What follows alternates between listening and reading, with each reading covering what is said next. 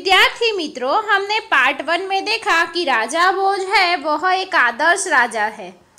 किस लिए? क्योंकि वह स्वयं खुद अपना वेश बदलकर पूरे राज्य में भ्रमण करते थे और अपने राज्य की जो प्रजा है उनके दुखों को दूर करते थे।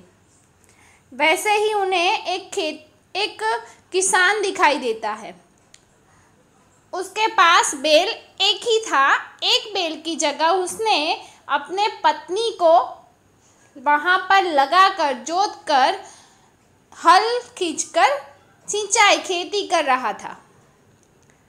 तब उस पर राजा भोज को दया आती है, उन्हें मदद करते हैं और फिर अपना परिचय देते हैं।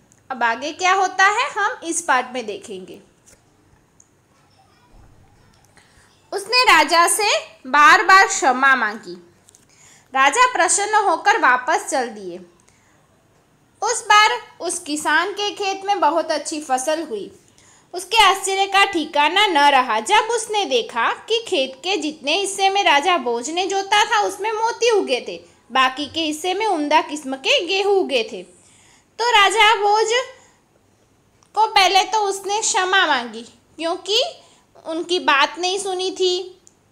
जब आपने आगे देखा कि राजा भोज उनसे बात करना चाहते थे तब वो क्या करता था कि मेरे साथ चलो, मैं आपसे बात करने के लिए नहीं रुकूंगा, मेरा काम रह जाएगा। तो उनका मान नहीं रखा, वैसा वो किसान समझता होगा, इसलिए पहले क्षमा मांगता है और फिर क्या होता है, राजा प्रसन्न होकर वापस चले जाते हैं।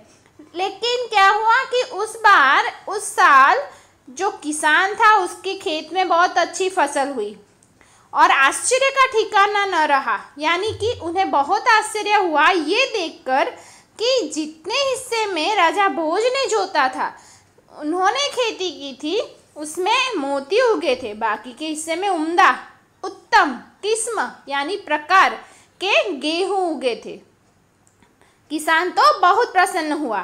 किसान ने सारे मोती इकट्ठे किए और राजा भोज के पास जा पहुंचा।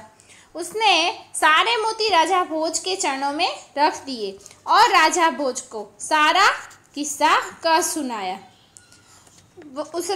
किसान ने क्या किया कि जो भी मोती उगे थे सारे मोती इकट्ठे किए और फिर राजा भोज के पास पहुंचकर उनके चरणों में रख दिए, यानी कि उनको समर्पित कर दिए। उसे वो मोती चाहिए नहीं थे और फिर उसने सारा जो किस्सा था वह राजा को बताया कि किस प्रकार ये मोती की फसल हुई।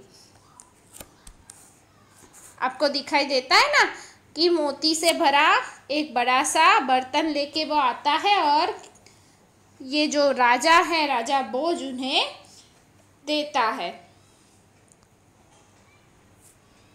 राजा ने कहा, ये मोती तुम्हारे खेत में उगे हैं, इन पर तुम्हारा हक है, इन्हें तुम ही अपने अधिकार में रखो।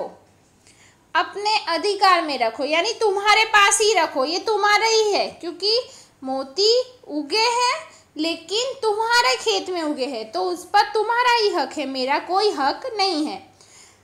अब किसान क्या कहता है, नहीं महाराज, यह आपके परिश्रम का प्रताप है।